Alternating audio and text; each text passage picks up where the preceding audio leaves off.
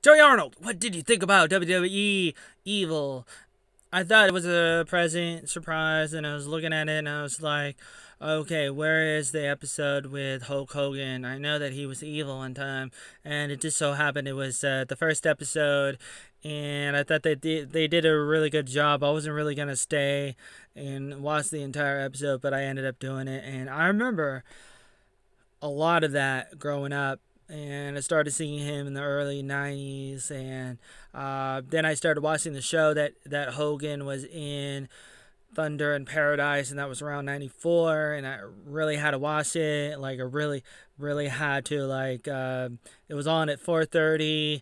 And I remember one time I couldn't watch it because I didn't get done with my homework. I was homeschooled and I was doing math and or something, or I needed to sweep. And I wasn't sweeping. I got in trouble, and I really enjoyed it as a 9-year-old boy watching Hulk Hogan in Thunder in Paradise. It was almost like a parody of Baywatch, and but with him instead of Pamela Anderson.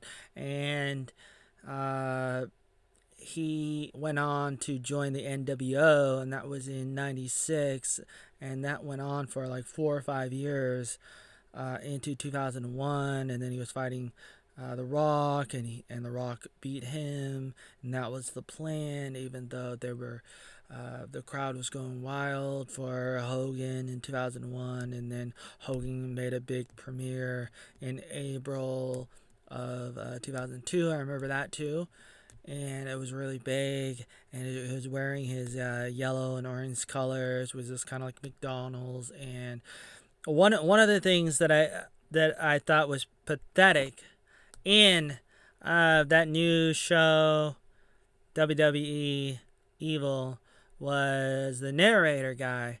I kind of like what he did in that last thing that he did, that one show that it was just in a second ago. John Cena, and he's like, so he's narrating, and he's like, okay, uh, Hulk Hogan, the man who told us to eat our vitamins. And I'm like, can't you be a little bit more exciting? And Hogan is always going to be that guy that was part of my childhood, part of my life a lot. And I kind of have a perspective of him always being the hero kind of person that's supposed to like be better than everybody else, just like Michael Jordan or Michael Jackson. And I always wanted him to like come back and never stop wrestling.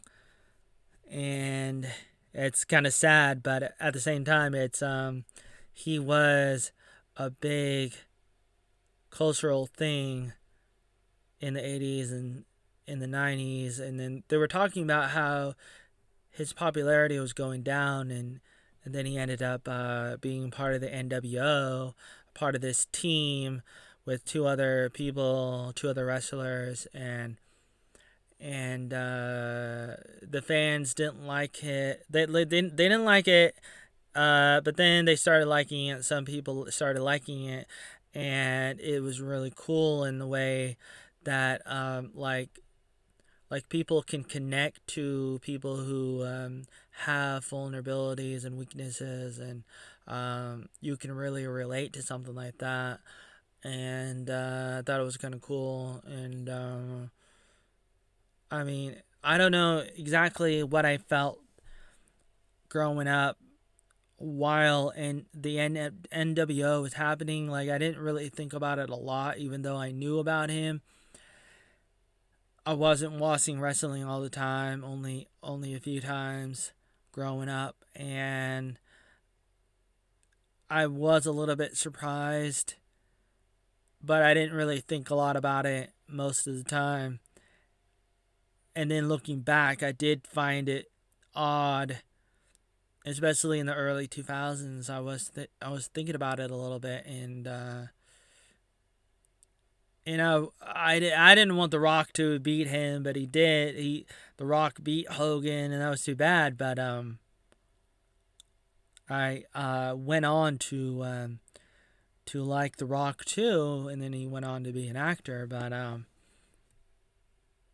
Hogan will be will always be number one.